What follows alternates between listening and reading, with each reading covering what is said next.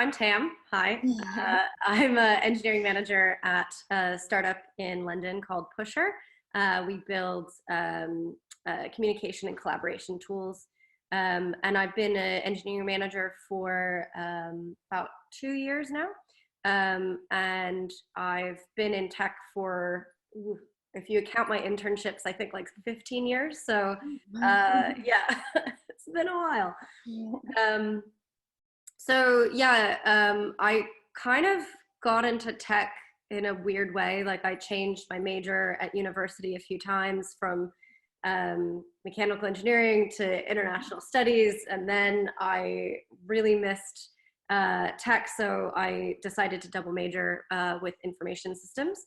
And that was just because it was kind of too difficult to get back into engineering at that point, and I don't know, it was just kind of a weird thing. I had some friends in the information systems focus, so I just kind of went for it, and I enjoyed it. So yeah. And the university that I went to, it had a really good cooperative program, which is basically like an internship program where you do 3 6-month long internships. Okay. So you go like between like 6 months of work, 6 months of classes, and you don't get a summer break, which, kind of sucks, but you graduate with a year and a half of work experience, which is, that's interesting. yeah, I think kind of a unique program. And it's cool because it's also given me a really big appreciation for internship programs. So yeah. It gives you a bit of a head start as well, I guess, right? Yes, absolutely. And I think like at Pusher, we had an intern and on my team actually in infrastructure, and it was really cool to kind of think through how the programs that I did back when I was in university helped me get a job and stuff. And so we kind of created the program for our interns to do a project and complete it, as opposed to doing a bunch of random stuff through their time. And then we ended up hiring him full time afterwards, which is great. Definitely. So I think internship programs are great for things like that, like encouraging kind of a future pipeline and getting people into tech early and stuff. Yeah, and it's great because it's also like you have, if they agree, if everything works out and you end up hiring them at the end of it, you don't have to invest as much in onboarding because they're already onboarded, Yeah. True, yeah. And that they're interested in the company because they've kind of interned there, so they've kind of already got that whole like cultural fit and things like that as well. Exactly. Yeah, which that stuff's really hard to interview for as well. So so it's cool. But yeah, so sorry to kind of wrap up my answer. So my first 2 co-ops I did at Comcast, and I which is a telecom company in the US.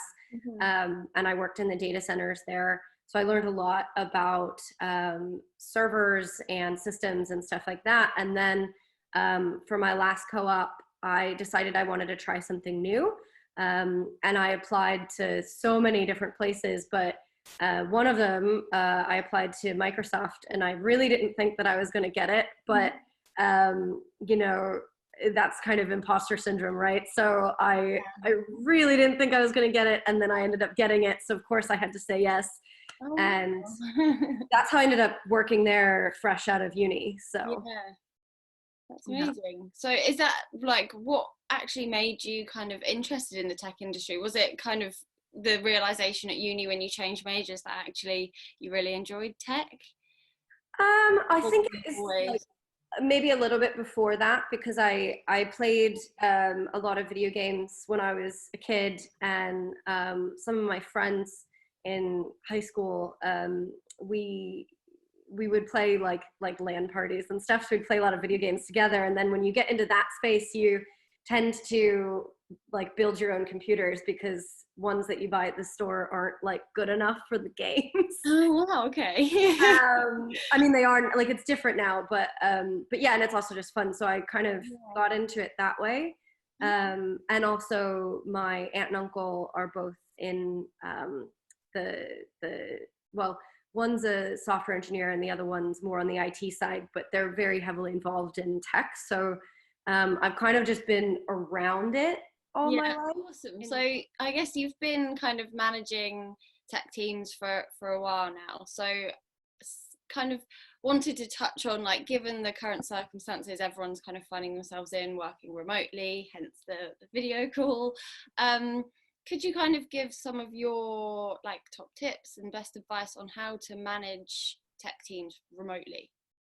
Yeah, I think this really depends on how your team's distributed.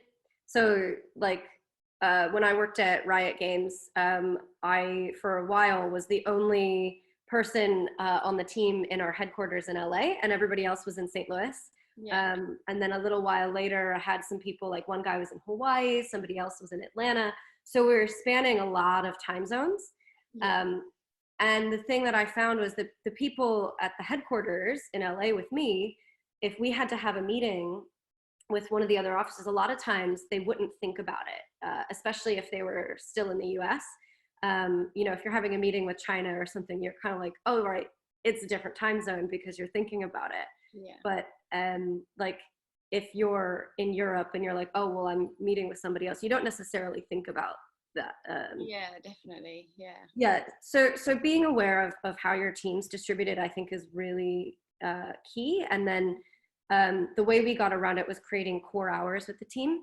So we had a discussion with everyone to talk through things like, you know, if the person in Hawaii had to drop their kids off at the bus stop at 8 a.m., that meant that they wouldn't be there if we scheduled a meeting at that time. Yeah. So just kind of making sure there's buy-in and having a really respectful conversation Yeah. with everybody on the team, and see what like give and take is. I think if your team's not distributed, like, which is probably the most common situation for right now, Yeah. since everyone's just working from home where they normally would be, you know, taking the tube or something to work down the street. Like, I think having the right type of routine is like working when you're working from home. You need to be able to separate your work from life. Right. Yeah. Because I know for me, like, I just end up doing work Yeah. constantly. It can You be know? such a challenge, I think, especially like during the day. Like lunch breaks just at the moment for me are just non-existent. I just work through the day because it just, you just lose track of time. You like grab something from the kitchen to eat and then just sit straight back down. Exactly. It's like Realize. a weird kind of Vegas alternate reality. Yeah, but like you said, it's so important to try and like structure your day, so maybe there are no meetings between like 12 and 1, and you just like take the time out, like leave the house, like that's when you go outside for a walk or something, just to make sure you're not distracted. Yeah, exactly. And I think this may sound silly, but like a friend of mine just started working at 100% remote company, Yeah. and he said like his number one tip is make sure that you shower every day and get dressed as if you're going to work, which Yeah. sounds silly, but it's like, no, that's how your body kind of establishes a routine, and it is really important to do that, as much as comfy pants are like really exciting to wear every day. Like, you know. Yeah, definitely. I agree. I mean, I guess, and from like the perspective of managing a team, I guess it's important for maybe like everyone to kind of be in on like, okay, we break from this time, like this is when we have our catch up and this is when we do that. And Well, I think there's a balance, right? Because it's like having the core hours where everyone's agreed that like, okay, this is when our meetings will be, and you try to like defrag them, like you know, have no not too many breaks in between because it interrupts flow, you know. yeah. But like also making sure there's enough flexibility, because it's like, I don't have kids, so I don't have the same concerns as some of the other people who do right now. And I think also establishing some sort of rule set with anyone you cohabitate with, right? Whether it's kids or like, that might be a bit more difficult than like your flatmate, Yeah. but like, you know, doing something like, you know, set up a recurring meeting in your calendar Mm. for when they, well, I'd say when they get home from school, which obviously isn't really happening right now anyway, but like, you know, when they have like a set time, like an allowed bothering time, maybe that's when you take a break from work, but you need to let your colleagues know, hey, Yeah. this is like my hour that I'm taking care of the kids and I'm going to work a little bit later or something like that. Hmm. Just to establish kind of more of a routine and separating work from life. Okay, and I guess so. What would you say are some of the benefits and challenges of managing remote teams, and I guess kind of keeping like, especially like now, like keeping morale up and ensuring like productivity remains high and things like that? Yeah, good question. I think for morale, you can get a bit creative. Like, you know, if you if you have some sort of like remote game night or like a pub night or something like that, I've seen a lot of people are doing that Mm. over Zoom, uh, Yeah. which is cool. And actually had a game night the other night with some pusher people, but it was online, Mm. and you know, it's a bit of a shift from when we normally would do it at the office, but um, it's a good way to keep spirits up, I think, and kind of change up what you're doing when you're stuck at home. Yeah, yeah, definitely. I've seen quite a lot of people are doing things like that. I think like we had like a bingo night the other night, and everyone kind of got involved. So yeah, it's a fun way to kind of keep morale up, and I feel like in a way more people get involved in stuff like that because.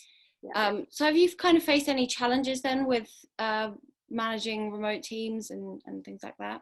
Yeah, I think the biggest challenge is probably like with 100% remote teams, it's you can't always see things when they shift. Meaning, like, you can't see body language Mm.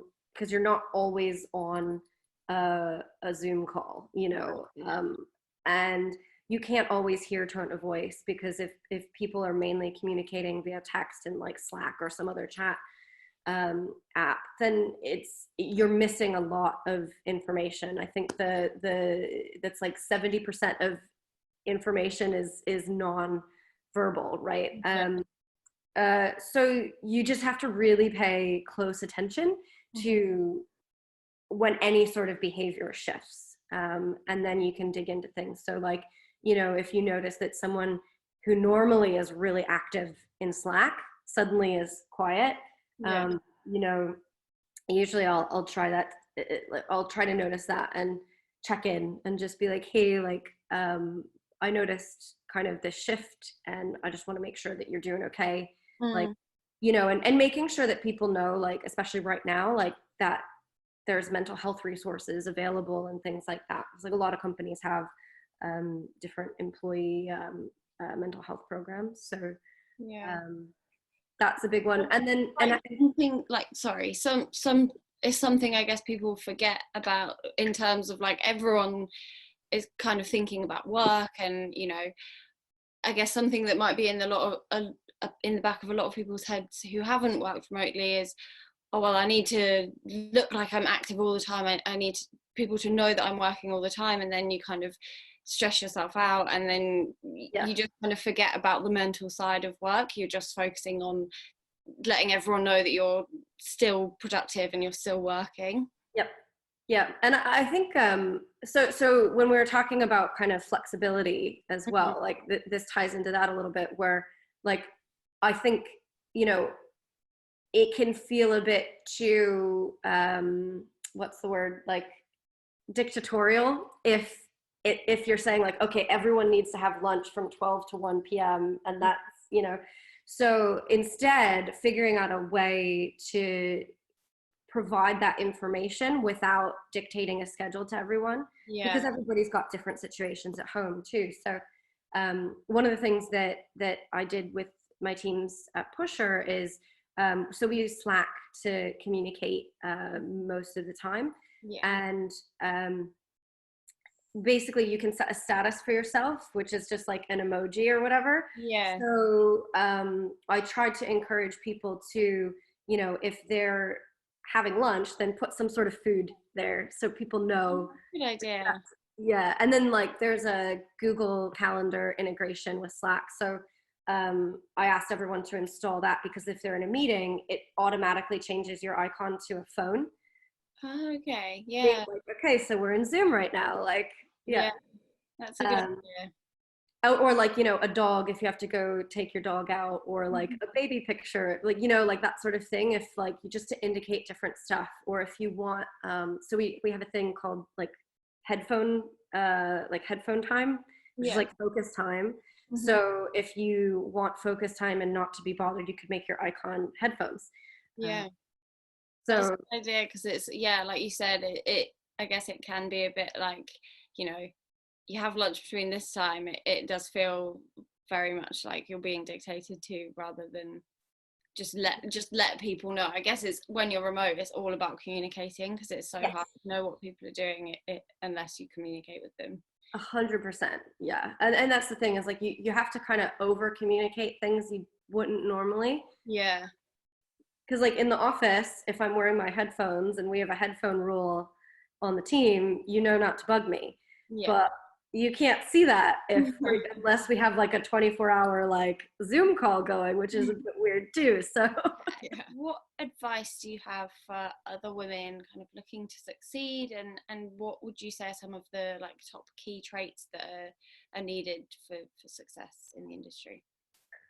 I think like it's unfortunate because we're not on a even playing field yet. I think it's better than it used to be, but unfortunately it does mean that you're probably going to have to work twice as hard, Mm-hmm. which sucks, I think, because especially if someone's like a women in some intersectional minority, it makes it even worse. So like you need a lot of resilience, I think. But again, like I don't think it's as bad as it was. Yeah. Like there are more women now than there used to be, and I think I think in the UK that's even more true, because I think it's a maybe newer industry here, and like that's actually quite positive. Yeah. But yeah, I think a couple things that have really helped me out is just kind of networking constantly. um, Yeah, that's always a big one for everyone. It's just networking. yeah, and it's weird too. I think like if you're an introverted person, I think that could be really difficult. Mm, yeah. Um, but there's different ways to network. Like you could be involved. Like there's Slack communities now for pretty much if you're in product management, there's a product management one, there's an engineering manager one. Mm, Like you just have to find where those communities are, and like if you feel more comfortable in a text only like online space, you could do that, or find like I go to these tech leader dinners, although I think every time I've been the only woman there, which is really? That's yeah. interesting. Well, and it's yeah, I think that's just a side note. Like the majority of people there are VPs and CTOs, Yeah. and they've all been men, and it's like, let's get more women in leadership. Yeah, it shows that there's still quite a lot of work to be done. I think Yeah, often when I have these conversations, a lot of people are like, "Oh, it's getting better," but it's things like that show that it might be marginally getting better, but there's still definitely a lot of work to do, like you said, in the leadership positions. yeah, for sure. Yeah, and I mean, I think that there's like I actually know of several C-level women Mm, in tech, and that's really rare. yeah. Like for me, it feels rare, but like I know of way more now. than I did even just a few years ago. So I think it's a positive trend at least. Yeah. But that's even more important for like networking, like making networking more important, because you tend to level up when you have either an advocate within a company for you, like someone who will actively put you forward for things. Yeah. But a lot of times you have to make sure they know that that's a thing that you'll be interested in. Um, so yeah. So like I think the only way that you end up leveling up and like moving up in the ranks is either having an advocate who will very explicitly help you get there, and then through networking and like being able to change jobs, change companies, and get a better role. So it's difficult, but it's not insurmountable. Yes. And I think especially if we can kind of help each other. Like when I first started in the industry, I think there was this leftover sentiment from like the 80s where it's like all the business women were always like mad at each other because there could only be one woman who gets up to the top, right? But like that's not how it is now. And I think I'm seeing a lot more people be helpful with each other and like lifting other women up, which I think is really important. Yeah, definitely. I mean, it sounds so cliche and cheesy, but yeah, we definitely need to kind of help each other out. And like, it's never going to get better if women are just competing against each other. It's kind of about giving people advice and letting people know how you got to where you are today, and helping them on their journey to success as well, I guess, isn't it? Yeah. And I guess like a good point, like you said, with networking, at the moment, obviously, it's quite difficult for anyone to network in person. But like you said, kind of getting out there and looking for Slack groups and being active on social media and things like that are all like really good ways to kind of keep networking in the situation that we're in at the moment. Because it's you know, this isn't going to last forever, so it's important that people, you know, continue to kind of get themselves out there and talk with people, talk with their peers and things like that. Definitely. So Yeah. what then are some of the challenges, if you have faced any, throughout your career that you could kind of tell us about? I think the one that's quite repetitive is not being taken seriously, especially by engineers. Um, you know, like there's this assumption that um, women aren't technical. So like I've actually been asked more than once by different people, are you even technical? Really? Yeah. Wow. Which is kind of like, it's just like this like punch to the gut, you know? And I think especially now that I'm way more removed from hands-on technical stuff than I used to be, it it sucks. Like I remember when I was an intern, I was asked by this one guy. He's like, what does PCI stand for? Do you even know that? And I didn't know that, but I knew what it was because it's this you know, a PCI card or PCI slot in a computer. And I'm like, well, you can put different things in there and it's just like different peripheral components, so it probably stands for peripheral something, but I don't know. And I went and looked it up and I've never forgotten its peripheral component interconnect, but like I'm just like, no one knows that, you know. I'm like, what would, if I were a man, would you have asked me that, you know? And I think, you know, of course I didn't have that sentence though, that question in my vocabulary back then. I think now like there's a lot of articles and things of women talking about stories like that and saying, look, would you ask a man that?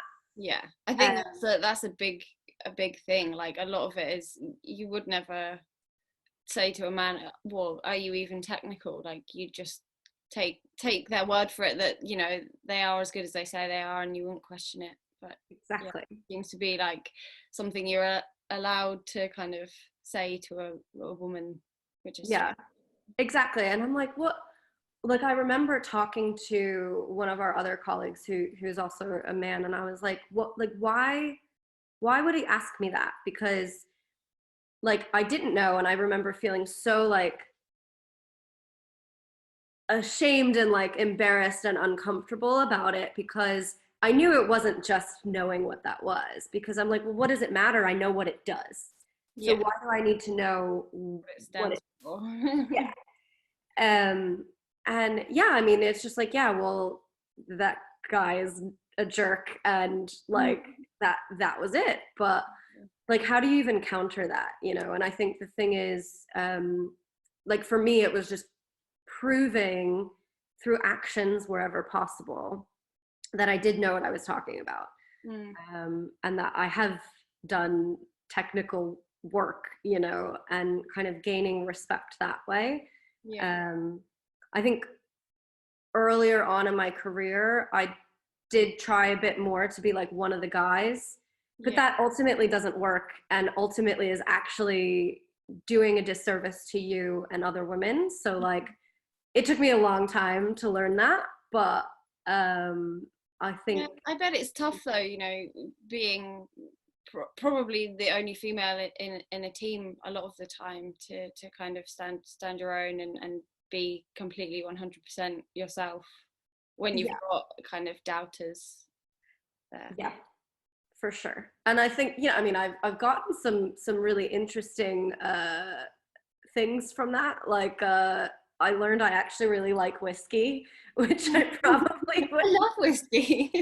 Whiskey's fantastic. I wouldn't have known that if I didn't like have a phase of like trying to fit in a bit too Yeah. much. But like, not advocating trying to be one of the guys, just like, okay, at least I got something good out of it. But Yeah. Slightly. Why, in your opinion, do you think there are less women kind of taking up careers in tech and showing an interest in the sector? Um, so I can't speak for every one or every place, but in my experience, at least in the US, we're just generally not encouraged to. Like, I remember when I was changing majors and stuff and trying to figure out what I wanted to do, we had computer science, information systems, computer engineering, and software engineering. And those were all different majors. And I had no idea what the difference was between them. Yeah. And no one could tell me. And I was like, okay, well, I'll pick this one because my friend's in it, you know? Yeah, yeah.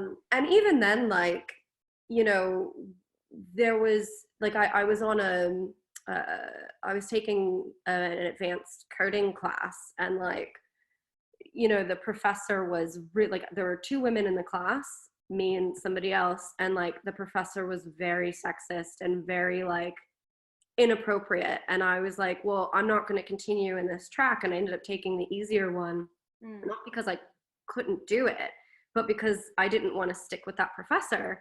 yeah, And it's like, well, you know, if I were male, that wouldn't have been a thing. yeah. Um, and I think, you know, not only are we not encouraged to, but we're kind of discouraged Mm. from entering it. I guess especially with questions like I that you've just mentioned, like Yeah. it also probably puts a doubt in your head whether it's the right career for you and the right thing to be doing. Yeah. And I think, you know, luckily I am the type of person that's like, if you tell me I can't do something and there's no reason that I shouldn't be able to do it, then I'm like, okay, well, I'll show you. And I, you know, but like, I think it does start quite young, like quite early. Like I mentioned that I would build computers for my like gaming stuff. Yeah. And in the States, we had a senior project. So like, I think, is it like year 12, whatever the year is right before you go to university. Yeah, 12. I'm like not very familiar with the UK school system, but No, that's right. cool. So I had a senior project that's like this big thing. You work for it, or you work on it for months, and I decided that I would kind of document building a new computer, and like, how do you choose which parts to buy, and how do you, when you get them, like how do you fit them together and make sure you don't break something or like fry the motherboard or whatever. Yeah. um, and I did a presentation on this, and basically compared it to Lego, you know, like building computers just like Lego, anybody can do it. And I remember this guy in the class said, in absolute disbelief, he said, "But you're a girl." What? And he's like, "Did you really do this yourself?" And, you know, luckily I kind of anticipated that sort of disbelief. And I had pictures of myself building it. Yeah. Um, and, you know, talked through some of the stuff that, like, if I hadn't done it, I wouldn't have been able to answer. Mm. But the fact that like I can't tell you why I anticipated that. Like there's not one incident or anything that sticks out as to why I knew that people weren't going to believe that I did this on my own, but it was Yeah. just there. Yeah. And so I prepped for that, which is unfortunate, I think. Yeah, that you kind of had felt like you had to do that, I guess, that you had to kind of back yourself up and make sure that people knew that it was your own work. Yeah, exactly. And I think, while some of the things that nearly prevented me from getting a career in the industry, like not knowing the difference between those majors, like I think that stuff is kind of solved now because computers are much more ubiquitous than they were Yeah. 20 years ago. But like, there is still that attitude of like, but you're a girl, and it's like, well, and I can't imagine what it would be like if I were a girl and, like a person of color or something like this. It's like even more Mm. difficult for people. Yeah. Um, and so I think, we need to create more opportunities for people. Like there's a lot more programs now that go into schools to specifically help girls learn how to code. Mm. And I think um, hopefully that stuff will continue and there'll be more of it, and soon there'll be more women in tech. Yeah, exactly. And I think it's kind of like you said before, networking and having role models and other people to look up to that you can kind of learn off and think, oh well, if she's done it, then I can do it. And it's, I guess, about kind of communicating that there are actually quite a few women in tech that are very successful and that have done it. So there's no reason that you can't. So I guess it's about, yeah, like you said, kind of getting involved in the community and understanding that there are quite a lot of people around that have been very successful and are still very successful in tech, and communicating that to younger women as well, like you said, school age, thinking about uni and what they want to do then, and making sure that it's something that's potentially on their radar if it wasn't before. Absolutely. And I think like it's beyond that too, like making sure that there's also role models who are like non-binary or trans or whatever, because like we need to be more visible and in order to create a safe space. Mm. Because I think like 10 years ago it didn't really feel safe to be a woman in certain tech spaces, to go to certain meetups. Yeah. um, and I think that's still true for certain meetups. Like I've gone to some that I'm the only woman and it feels weird. Yeah. Yeah. Um, yeah.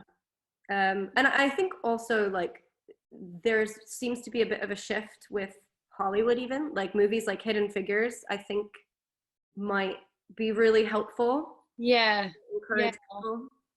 Yeah, definitely. And I think, when you see more like women around, and like if businesses kind of shout about their successful female tech professionals, then more people realize that there are a lot of people around doing a good job and that we just need more of them. Yeah. Next question, so how do you think we can encourage more women to take up careers in tech? I mean, we've kind of covered it. I mean, I think in addition to the stuff that we've talked about, like, yeah, like be role models, but like that does require you to be a bit more public, which can be, difficult.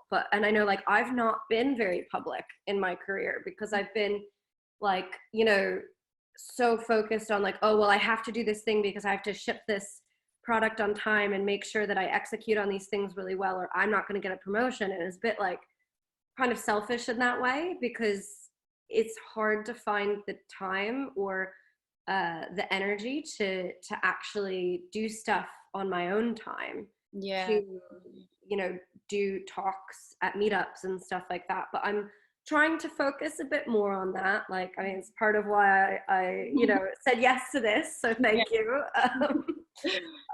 Because I do think things like this help, you know. Okay, cool. So this is a very ambiguous question, so feel free to answer however you want.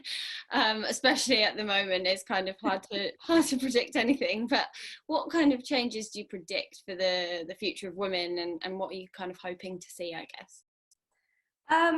Yeah, I think, like, you know, COVID-19 has really changed everything globally. You know, especially how we work and how we live. Like, everything's different, and I don't know what it's going to be like on the other side. Yeah.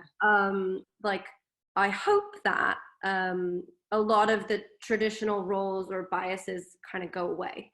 Mm. So, you know, like we were talking about remote working, and now like it kind of evens the playing field because everyone is experiencing it. Exactly.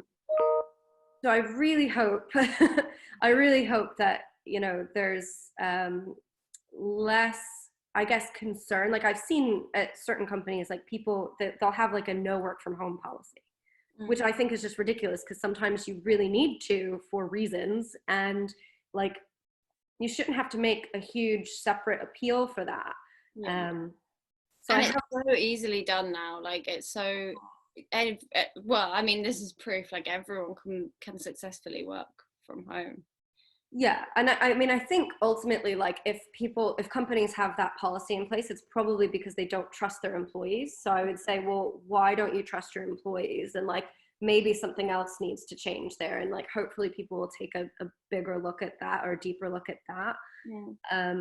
And you know, I think it's interesting because this also like blends work and home a lot. So especially for people with kids, like, they're gonna have to change their viewpoint if it was more traditional in the past. Like, now Mm. they've kind of experienced life a bit differently. So like, what is that going to do? And hopefully a lot of people's perspectives will change. What is the kind of best piece of advice, whether it's, I don't know, something someone said to you, something you've kind of witnessed? What's the best kind of piece of advice you can offer to everyone, yeah, that you've received throughout your career? um can I give more than one? You can give as many as you want. The more the All right. better. Okay, well, top three, I'll say, I already mentioned the advocacy thing, but I think it's worth reiterating that, like, don't just find a mentor, find someone who will actively advocate and support you, Mm. or advocate for and support you. Um, and then the second thing, when I was interning at Comcast, actually, I forget what we were talking about, but I specifically remember my boss at the time saying, you know what, you should just ask, because the worst thing they can say is no. Yeah, so And true. then you're no worse off than you are now. Yeah. And I think like that's part of the reason that I ended up, you know, applying for that internship at Microsoft, because like, all right, the worst thing they can say is no, you know, and I'm just where I am now. Yeah. And that's not so bad, right? Yeah, Um, that's a great piece of advice. yeah, and I think like that one is useful for like negotiation and stuff like that too, where you just like, it's worth a shot. Exactly. Um, Because and if then it works, then you're better off. If it doesn't, then, like you said, you're no worse off. exactly, and or maybe you can, like, you know, reach some compromise that's like, you know, not exactly the thing you wanted, but somewhere in between, and it still like improves something. But And either way, you won't be left kind of thinking, what if? exactly, yeah, like no regrets about not asking that thing. Yeah. Yeah.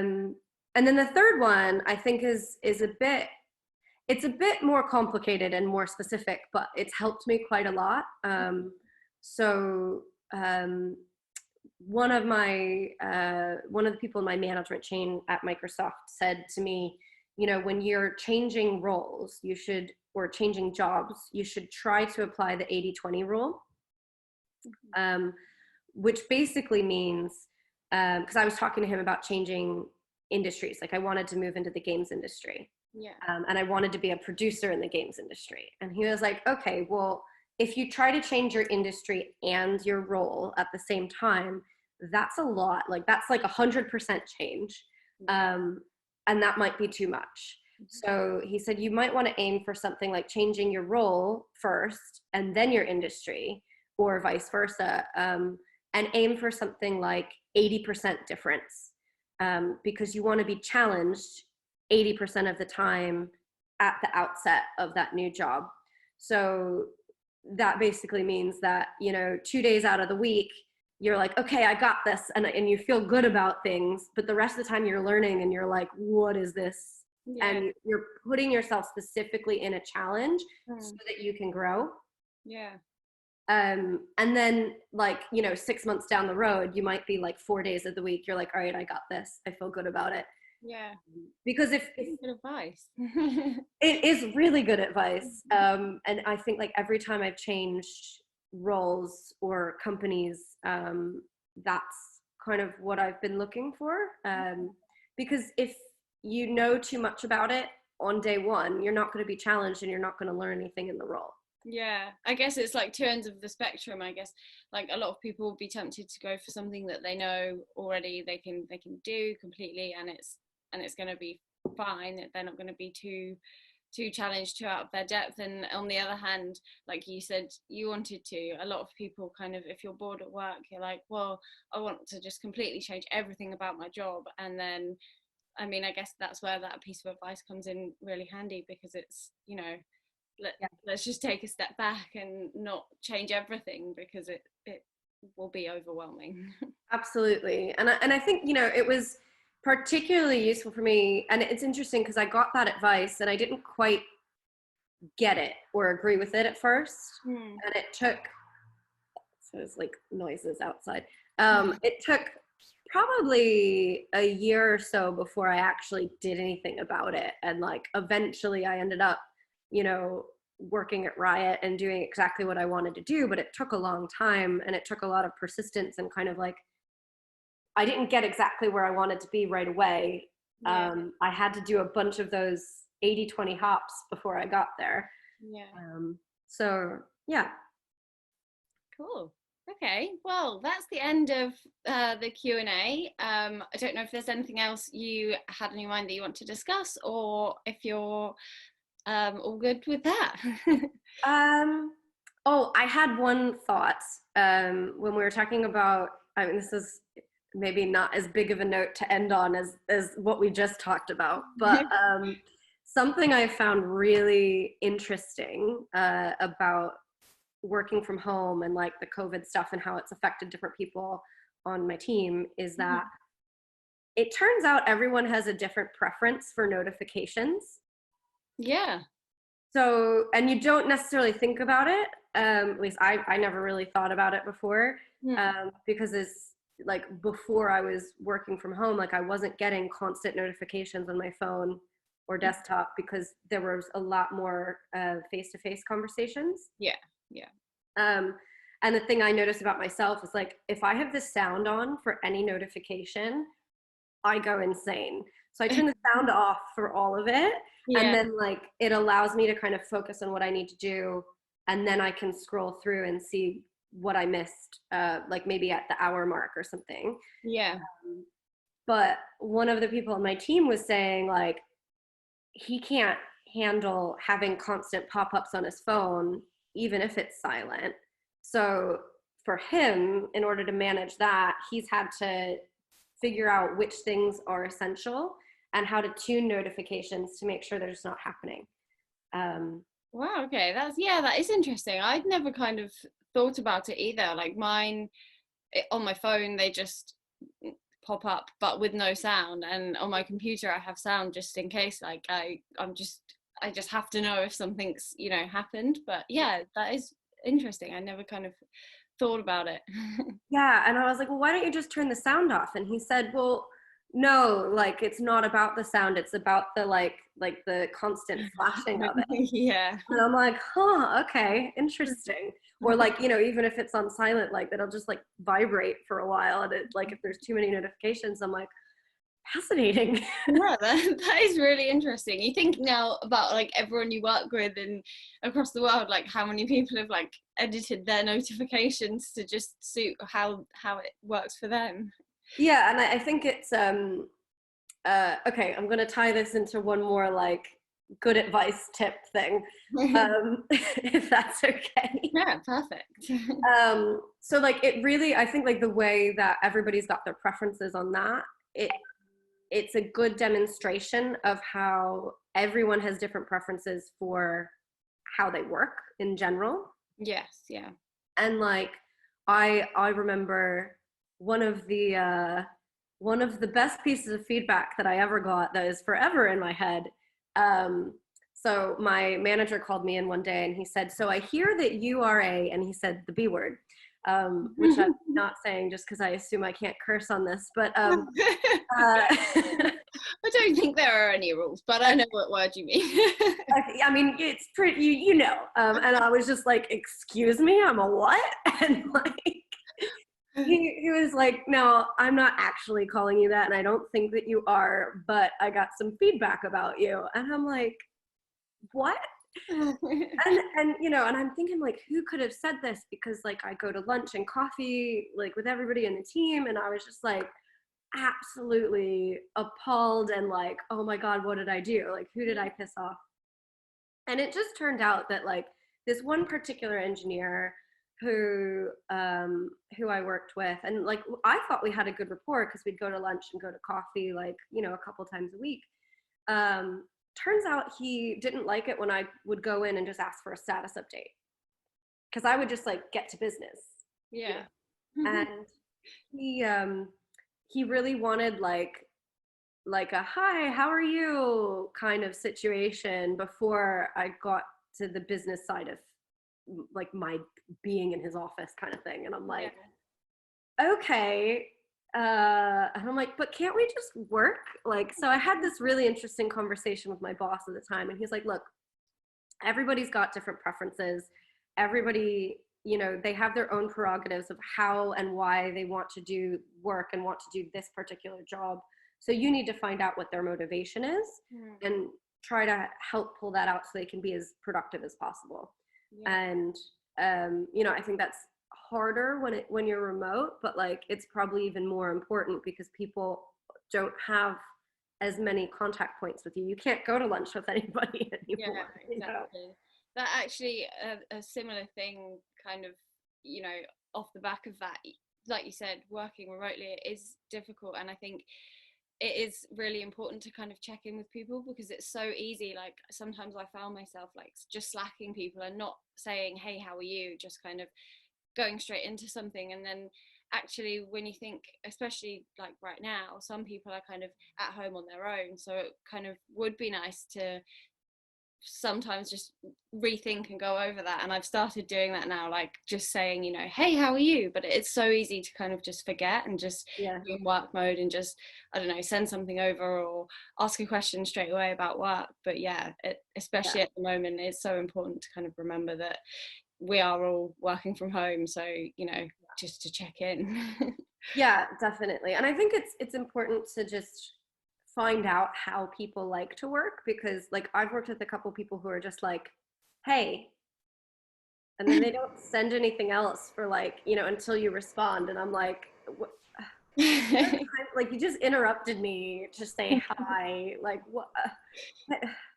Really? Like, I'm like, you don't care how I am. Like, why are you asking me that? Can we just get to it? But like, I'm probably the weird one in that case. Like, so, and it's also nice to still have a chat with somebody sometimes. So, Yeah.